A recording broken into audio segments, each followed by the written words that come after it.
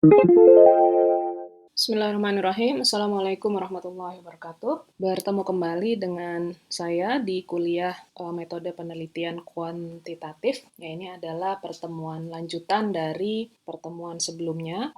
Kemarin kita sudah membahas mengenai keunggulan dan kelemahan metode eksperimen ya. Jadi keunggulannya apa, kelemahannya apa. Kemudian kita juga sudah belajar mengenai kuasi eksperimen, di mana penelitian kuasi eksperimen dapat menjadi alternatif bagi kita untuk menyiasati keterbatasan penelitian eksperimen murni, ya, karena kita bergerak atau kita ada di bidang pendidikan sehingga tidak memungkinkan bagi kita untuk menerapkan kaidah-kaidah riset eksperimen secara utuh, sehingga muncullah ide mengenai konsep kuasi eksperimen yang lebih fleksibel dan lebih memungkinkan serta lebih masuk akal untuk diterapkan di bidang pendidikan.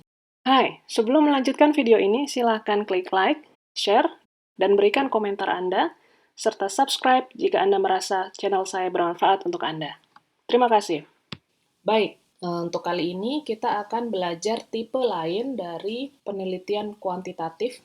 Ya, kalau kemarin kita belajar eksperimental, sekarang kita mencoba mempelajari yang jenis atau yang tipe non-eksperimental. Nah, sebelumnya saya coba meringkas dulu ya tipe-tipe kuantitatif riset yang akan kita pelajari gitu ya, dan yang sudah kita pelajari ya. Kemarin kita sudah belajar ini, eksperimental, yang bisa dibagi menjadi dua kategori, yaitu murni atau pure. Ya, ini biasanya terjadi di dunia riset medis atau pertanian mungkin, yang bisa kira-kira bisa mengisolasi dua kelompok kontrol dan eksperimen itu di di lab ya, di suatu kondisi tertentu. Sedangkan kita juga punya kategori kuasi eksperimen yang lebih cocok untuk dunia pendidikan atau social science, di mana kita tidak bisa pungkiri akan susah untuk mengisolasi atau mengondisikan dua kelompok kontrol dan eksperimen tadi di satu tempat yang tidak terpengaruh apa-apa gitu ya. Nah, kemudian kemarin kita juga belajar kuasi eksperimen itu akan lebih tepat kalau tidak disebut grup kontrol, tapi lebih disebut sebagai grup perbandingan ya, atau grup pembanding, atau comparison group. Nah, sedangkan hari ini kita akan memperdalam mengenai non-eksperimen. Ya. Non-eksperimen ini menurut Muich ya, dan beberapa peneliti pendidikan itu dibagi menjadi tiga ya. Ini perlu kalian ketahui, tidak saklek ya, atau tidak kaku ya, tidak harus menjadi tiga. Ada juga beberapa sumber, beberapa buku, dan beberapa peneliti yang punya ragam lain. Bahkan klasifikasi kuantitatif research pun ada beberapa ya. Tapi intinya pola ini lebih umum. Jadi pola kuantitatif riset itu biasanya ada eksperimen, ada non-eksperimen. Nah, kemudian non-eksperimen itu dipecah lagi menjadi tiga, yaitu survei, observasional, dan analyze existing data. Jadi ada riset tentang survei, kemudian riset tentang observasi, dan menganalisis data yang sudah ada. Ini jenis-jenisnya, tipe-tipenya. Oke? Nah, hari ini kita akan belajar tiga ini, insya Allah. Nah, untuk kategori yang pertama, yaitu survei research, ada beberapa langkah yang dapat kalian lakukan. Ya, ada 8. Kurang lebih sebenarnya sama ya dengan langkah-langkah yang harus kalian lakukan di riset eksperimen, walaupun ada beberapa perbedaan detail, ya, tapi secara umum sama, yaitu mendefinisikan tujuan, ya, tujuannya apa. Ya, kalau memang tujuan riset Anda cocok untuk dilakukan dalam bentuk survei, maka ya pilihlah survei gitu ya. Kemudian formulate hypothesis. Nah, ini kadang tidak harus ada kalau di survei riset, karena formulasi hipotesis ini lebih cocok atau lebih sering digunakan ketika seseorang memerlukan uji statistik untuk memastikan itu gitu ya. Nah, sehingga ini akan lebih tepat kalau ada di riset eksperimen ya. Tapi bisa juga kadang ada beberapa researcher yang penelitiannya itu survei dan dia memakai hipotesis hanya untuk sekedar memastikan atau memperkuat statement di pertanyaan penelitiannya gitu ya. Jadi hipotesisnya biasanya dari survei itu, dari survei yang dia lakukan, benarkah prestasi atau pemahaman matematika siswa ya di suatu sekolah itu dapat dipengaruhi oleh misalkan cara mengajar guru dan intensitas latihan siswa gitu, misalkan kayak gitu. Jadi ada beberapa yang gitu, tapi ada juga yang tidak. Nah, jadi sama-sama benar ya, sama-sama benar. Nah, kemudian yang ketiga adalah mendefinisikan info-info apa saja yang kalian butuhkan. Dari survei ini kalian ingin dapat info apa? Nah, yang keempat, Anda harus putuskan dulu populasi yang ingin Anda generalize nanti apa. Karena kita bergeraknya di survei ya, survei nanti tentu Anda tidak bisa selalu menjangkau populasi. Nah, jadi Anda butuh sampel nanti kan, nanti di langkah ke-5 ada sampel. Nah, sebelum Anda tentukan sampel, maka Anda tentukan populasi. Mana nih yang ingin saya teliti? Populasi apa? Contohnya misal Anda ingin meriset atau mengetahui kebiasaan belajar matematik siswa kelas 12. Nah, siswa kelas 12 yang mana? Apakah satu NTB ataukah satu Mataram? Populasinya yang mana? Nah, baru setelah Anda tentukan itu, Anda harus tentukan sampelnya ya, karena tentunya kita punya keterbatasan ya, kita punya keterbatasan tenaga, biaya, waktu. Nah, jadi kalau pada faktanya siswa kelas 12 se-Mataram itu banyak, karena banyak sekolah di Mataram juga, nah maka Anda harus tentukan sampelnya yang mana. Memutuskan sampel ini kita memakai kaidah statistik, itu teknik sampling. Macam-macam nanti akan dibahas setelah ini selesai.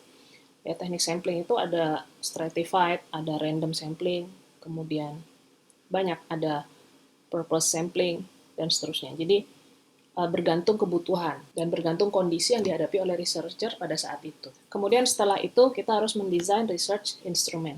Jadi instrumennya seperti apa nih yang tepat?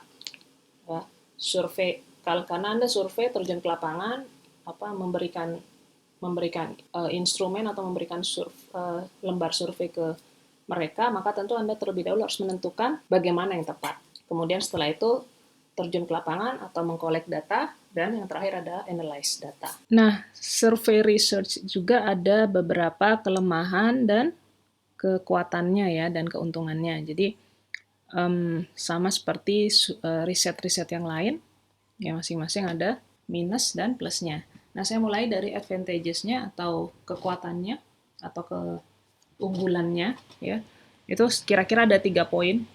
Nah, mungkin kalian ada ide lain, silahkan bisa ditambahkan nanti. Survei riset ini dikenal fleksibel, efisien, dan cocok untuk menggambarkan opini populasi yang akan kita teliti, gitu ya. Nah, fleksibel ini maksudnya bagaimana? Fleksibel yang dimaksud dalam hal ini adalah survei riset ini memungkinkan kita untuk melihat dalam perspektif yang lebih luas. Ya, beda dengan eksperimen. Kalau eksperimen pergerakan kita terbatas ya, hanya pada dua kelompok itu tadi ya. Tetapi kalau kita mau melakukan penelitian survei atau survei research, maka enaknya atau keunggulannya itu dia akan lebih fleksibel. Kita lebih dapat memandang dalam perspektif yang lebih besar, yang lebih luas. Misalkan kayak tadi yang saya contohkan kepada Anda. Misalkan Anda ingin melihat perspektif matematik atau cara pandang siswa kelas 12 di Mataram terhadap matematik misalkan. Itu bisa saja dengan riset yang berbentuk survei gitu ya. Kemudian efisien. Efisien dalam hal ini maksudnya kita hanya butuh untuk mendesain instrumen ya, kemudian kita sebarkan kepada sampling yang kita tetapkan. Nah, sehingga kita sudah dapat data. Beda dengan eksperimen. Kalau eksperimen kita butuh untuk melakukan sesuatu gitu ya, atau treatment, dan memperhatikan dan mengontrol segala situasi yang terjadi di dua kelompok itu gitu. Nah, sedangkan survei riset ini atau survei research itu tidak seperti itu. Ya. Nah, kemudian riset berbentuk survei ini juga cocok untuk mendeskripsikan atau menggambarkan opini. Ya, jadi kita mudah tuh, misalnya kita ingin mengetahui bagaimana cara pandang guru terhadap kurikulum K13 khususnya di bidang matematik gitu misalkan. Cara pandangnya seperti apa? Nah, Anda bisa melakukan survei ya, dan menjadikan itu sebuah riset. Yang penting tepat penentuan populasinya dan tepat samplingnya dan instrumennya juga pas gitu ya. Nah, kemudian Disadvantages-nya apa saja? Karena ini berbentuk survei, maka sudah tentu kita tidak punya kontrol akan segala kondisi yang terjadi di sana. Tidak punya kontrol. Nah, kemudian terbatas ya. Terbatas. Meskipun di keuntungannya dia efisien dan fleksibel, tapi di sudut pandang lain ada kelemahan yaitu terbatas untuk melihat lebih dalam di balik opini-opini yang Anda berhasil dapatkan dari sampel tadi. Anda tidak bisa melihat lebih dalam atau mempelajari lebih dalam mengapa mereka memilih itu, kemudian mengapa cara pandangnya demikian, dan seterusnya. Jadi hanya sebatas apa yang ada atau apa yang Anda cantumkan di pertanyaan-pertanyaan kuesioner survei Anda gitu loh. Jadi tidak bisa melihat lebih dalam. Kemudian kadang bisa juga dikatakan not reliable ya, atau tidak reliable. Artinya kadang-kadang ada beberapa responden yang mereka menjawab apa yang mereka jawab di survei atau di kuesioner survei Anda itu tidak sesuai dengan apa yang dia alami gitu. Jadi ada faktor dibuat-buat ya tanda kutip ya. Jadi kadang-kadang kalau kita tidak tepat ya mencari respondennya, kemudian kita tidak beruntung istilahnya ya, tidak mendapat responden yang jujur, maka bisa dikatakan hasil survei kita tidak reliable gitu. Ini resikonya ya atau kelemahannya. Baik, tadi adalah survei research. Nah, sekarang bagaimana kita mendesain survei kuesioner. Jadi poin ini sebenarnya terkait dengan langkah nomor berapa tadi? Nomor ini. Ya, design research instrument. Ya, langkah ke-6. Ada beberapa tipe, saya yakin kalian juga sudah akrab dengan tipe-tipe ini, yaitu open-ended, closed question, dan rating scale. Nah, open-ended dan closed question ini contohnya kurang lebih seperti ini. Ya, ini yang open-ended, jadi mereka bisa isi, jadi isian lah istilahnya ya. Metode mengajar seperti apa yang Anda pikir cocok, ya menurut pendapat Anda cocok untuk mengajarkan teknik membaca misalkan. Jadi responden Anda bisa nulis nih di sini, menurut saya metodenya adalah bla bla bla gitu ya. Ini namanya open ended. Nah, tetapi kelemahannya ini adalah Anda perlu usaha lebih nanti untuk menganalisis. Karena kan nanti biasanya isian responden satu dengan responden lainnya berbeda-beda gitu ya. Anda butuh konten analisis di sini. Jadi tidak otomatis ya, jadi agak sedikit repot gitu. Nah, kemudian close question biasanya kita sebut pilihan ya, pilihan ganda. Jadi metode apa yang Anda pikir baik ya untuk mengajarkan teknik membaca. Nah, misal pilihannya adalah ini metodenya. Choose one answer only ya. Hanya boleh satu. Jadi analytic phonics, systematic phonics, a balanced approach dan seterusnya. Ini tipe-tipe atau jenis-jenis metode mungkin dalam reading ya. Nah, Anda disuruh memilih atau responden Anda disuruh memilih. Keunggulannya adalah ini ringkas ya. Jadi mereka hanya bisa memilih satu dan jawabannya itu-itu aja, dimuter-muter di 4 ini saja gitu. Jadi mudah untuk Anda menyimpulkan. Kemudian rating scale itu adalah pertanyaan berbentuk skala. Jadi si responden diminta untuk menentukan dari skala 1 sampai 4 biasanya atau 1 sampai 5 kira-kira mana yang mereka setuju. Misalkan, saya berpendapat bahwa semua guru di negara ini harus digaji sekian nih, 10.000. 10.000. Ya, mata uangnya terserah ya, bisa 10.000 dolar, 10.000 euro, dan seterusnya. Apakah Anda setuju? Sangat setuju, tidak setuju, sangat tidak setuju, atau tidak tahu. Nah, jadi kalau Anda sangat setuju berarti Anda harus pilih ini ya, tapi kalau Anda sangat tidak setuju harus pilih ini. Kalau di tengah-tengah atau ya biasa saja setujunya ya ini. Kalau Anda tidak tahu ya pilih yang terakhir. Nah, biasanya seperti itu. Nah, kemudian skala yang lainnya bisa ini. Jadi beda penyajian saja ya, beda pilihan. Ya, kemudian yang example 3 itu pakai angka ya dari 0 sampai 10. 0 melambangkan sangat tidak setuju. Kemudian ke 1, 2, 3. Jadi, maaf. Jadi contoh 3 dan 4 ini lebih ke meminta responden untuk skalanya lebih luas, ya, lebih panjang, ya, dan mereka diminta untuk memilih. Jadi pilihannya sebenarnya hanya dua, disagree strongly dan agree strongly. Tapi di antara itu ada skala 0 sampai 10 yang bisa mereka pilih. Dan yang nomor 4, ini lebih continued, jadi skalanya lebih rigid, tidak 0 sampai 10, tapi mereka diminta untuk memberi titik di garis ini.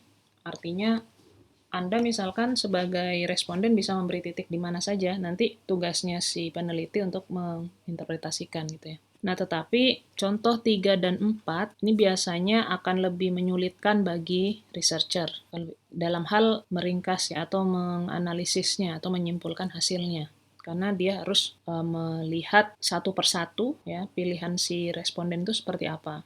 Apalagi yang skill example yang keempat.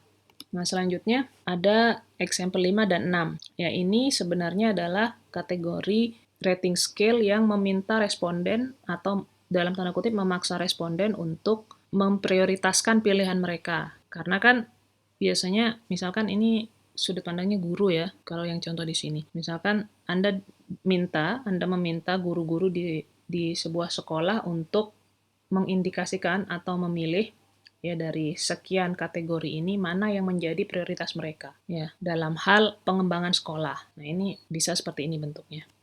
Nah, sedangkan rating scale 6 ini memilih antara dua hal. Ya, dua hal saja. Jadi hampir sama dengan yang 5, tapi kalau 5 kategorinya lebih banyak. Ya, itu contoh-contoh rating scale yang bisa Anda gunakan dalam survei Anda. Nah, kemudian ada juga faktor ya ada 7 faktor yang harus kalian pertimbangkan dalam mendesain kuesioner. Ya, ini kadang yang sering kita lupakan. Ya. Nah, karena kalau kita asal-asalan menyusun instrumen kuesionernya, maka kita tidak akan bisa mendapatkan data yang kita inginkan atau si responden akan malas mengisi kuesioner itu gitu. Sehingga gagal riset kita. Pertama, persingkat. Jadi harus dipastikan setiap pertanyaan itu singkat, kemudian petunjuknya singkat tapi tetap jelas. Ini untuk apa? Supaya si respondennya tidak merasa berbelit-belit gitu. Jadi singkat saja, keep it brief ya. Kemudian pertanyaannya harus jelas dan simple. Nah, kemudian yang ketiga, sedapat mungkin Anda mengincludekan pilihan tidak tahu ya, tanda kutip ya. Karena ini memfasilitasi responden yang kadang di beberapa item pertanyaan mereka benar-benar tidak tahu harus berpendapat bagaimana. Jadi penting ini dan ini kayaknya jarang ada di kuesioner di Indonesia ya. Tapi kalau di luar ada nih item pilihan tidak tahu gitu ya. Kemudian upayakan jangan ada double negatif di pertanyaan. Jadi misalkan apa contohnya? Negatif itu tidak setuju itu negatif ya, tidak setuju. Nah, jadi jangan ada double ya, negatifnya jangan double. Oke. Nah, kemudian upayakan di satu di satu nomor itu hanya ada satu pertanyaan. Jadi jangan ada dua pertanyaan. Kemudian harus sensitif secara budaya. Jadi Anda harus mengenali Anda ingin mensurvei populasi apa, bagaimana kulturnya, kemudian kebiasaan mereka seperti apa. Nah, jangan sampai item-item di dalam kuesioner Anda itu menyinggung kultur populasi di sana.